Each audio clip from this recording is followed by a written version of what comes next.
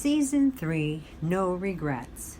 Ephesians 5:25 and 26. Christ loved the church and gave himself up for her to make her holy, cleansing her by the washing with water through the word.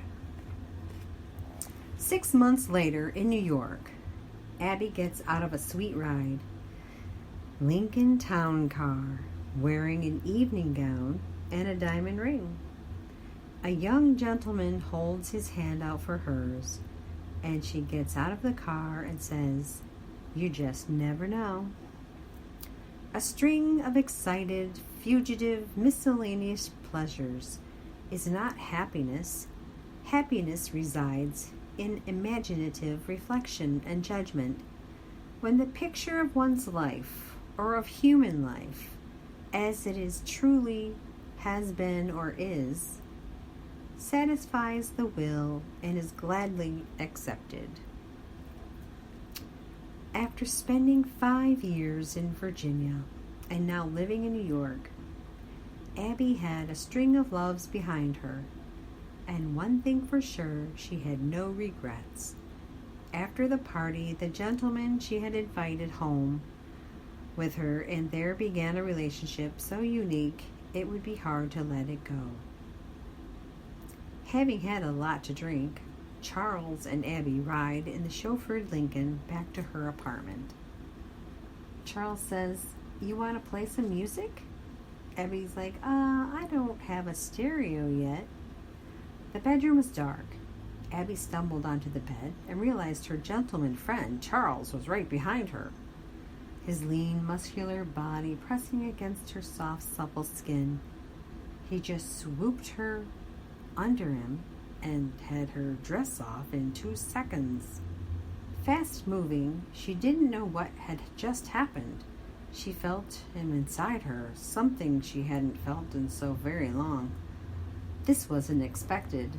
She hadn't planned on this, but it felt good until... "Oh, no, not there," Abby said, thinking to herself, if she was really in trouble, who could she call that was strong enough to take him? She twists away, and Charles is on top of Abby, still yelling, "Ouch, that hurts!" Suddenly, she felt a change, and it actually felt good. Are you done?" he says. "No." "That feels really good." "Yeah, it does," he said. Out of breath, she lays there panting. Charles gets up, tosses his shirt to her. "Here, have my shirt. You need it more than I do." Abby thinking, what an odd thing to say. Charles says, "I'm gonna get going. I'll catch up with you later, but you have to give the ring back now. It was on loan from work, remember?"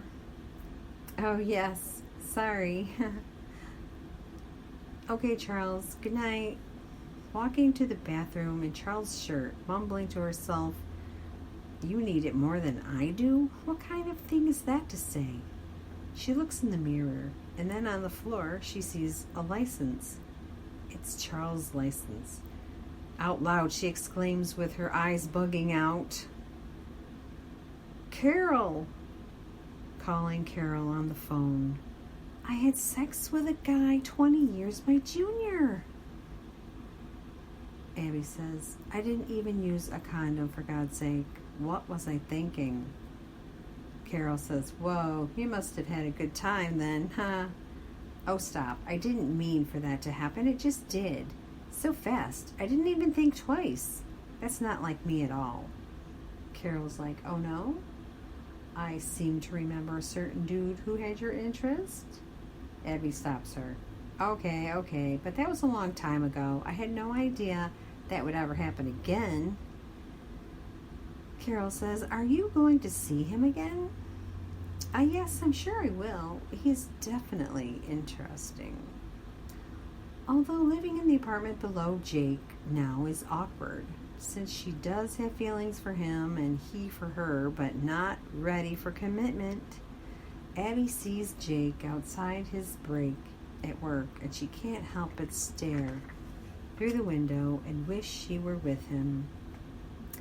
It was great being in town for Christmas now and seeing the whole family.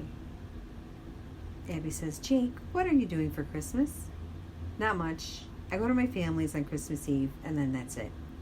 Oh, Jake, please come over to my parents and have dinner. Why? Tell me, why should I? 'Cause I don't want you to be alone? And she hugs Jake. Well, you may have convinced me to go. Yay, says Abby.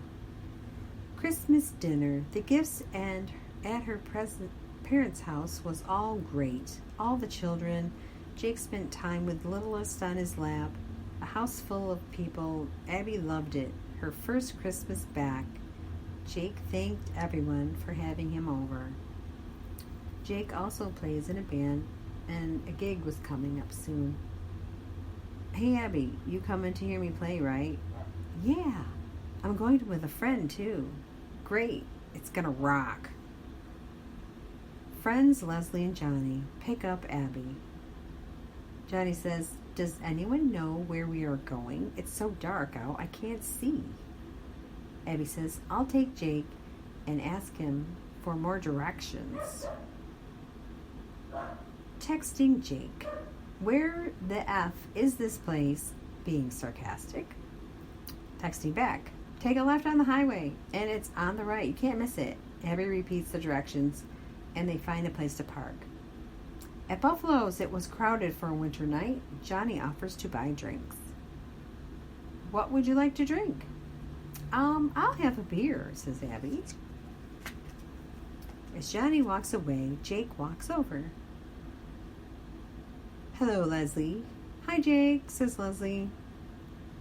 Jake says, nice comment, referring to her text earlier, embraces Abby and kisses her cheek. Hello, Abby.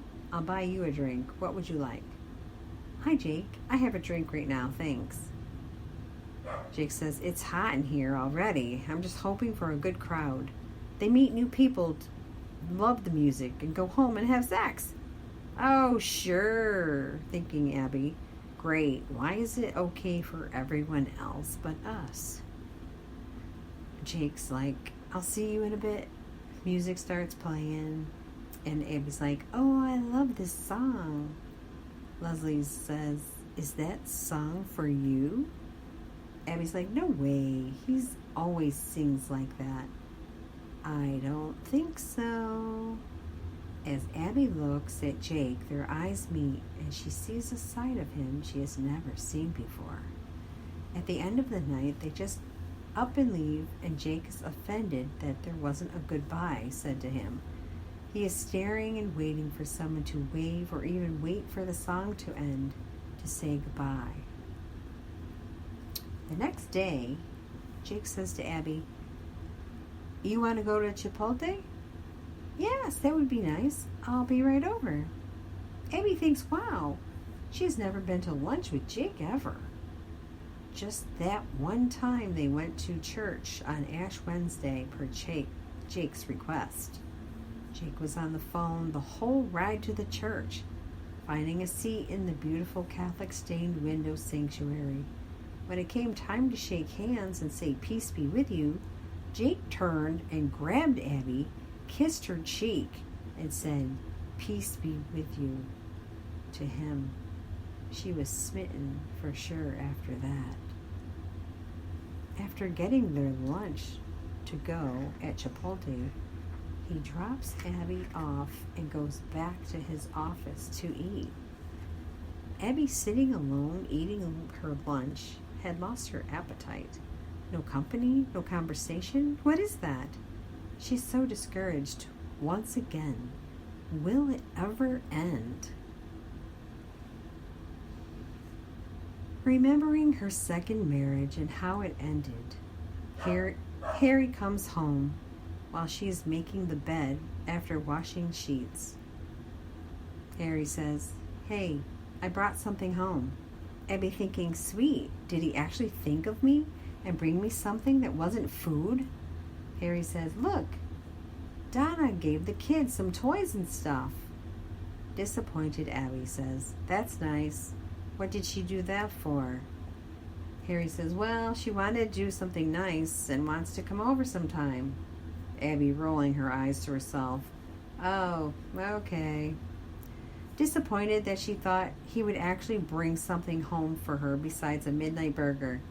Seriously, this woman from work that he was buddying around with, Abby is supposed to be okay with that? It's bad enough she caught him in a lie when he was late meeting her at the restaurant after work on her birthday. He said, I'm so full. Hungry. He had dinner with another woman on Abby's birthday before meeting her. She has had so many disappointments. Could she really handle any more? It comes time when Jake moves out. He has planned this, and he has been eagerly awaiting this move. It's Friday night, and he offers Abby a drink and says it's after 6. He starts his talking jag. I have a business proposition for you. Abby, looking puzzled. Oh, really? Okay, what is it? Jake says, would you consider moving in the house with me and renting? Just business now. Abby, extremely disappointed once again, says, no, absolutely not. I can't believe you even said that. Abby pushes him to the couch. Jake, still holding his drink, is being toppled by Abby as she kisses his forehead. He realizes what is happening and grabs her wrists and pushes her off and angrily says, don't ever do that again. No sex is happening here. Abby says, I was just having fun. Geez. And when is the last time you had sex? Oh, yeah. You really want to know? And it won't change anything between us? Abby, out of breath, nodding and crossing her fingers behind her back. Yeah, tell me. Monday. Well, sort of sex. They're whores. They aren't like you. Abby, in disbelief, is standing there with her mouth wide open and eyes popping. Grief is gripping her sober mind but drunk body. She started toward the door slowly. She had this feeling like needles all over her body, feeling his eyes glaring at her from behind. Hey, that's not fair, Jake said. You asked. You were better than them. Jake slams the door behind her. Abby, soaking in the tub, sobbing and remembering the movie quote from Gone with the Wind. I can't think about it today. I'll think about it tomorrow. In the morning, Charles suddenly texts Abby. Hey, what are you doing right now? Abby says, nothing right now. It's Saturday. Nothing's going on. Charles says, I wanted to go shopping for that stereo you said you wanted and go to the farmer's market. Abby's excited and says, yes, I would like that.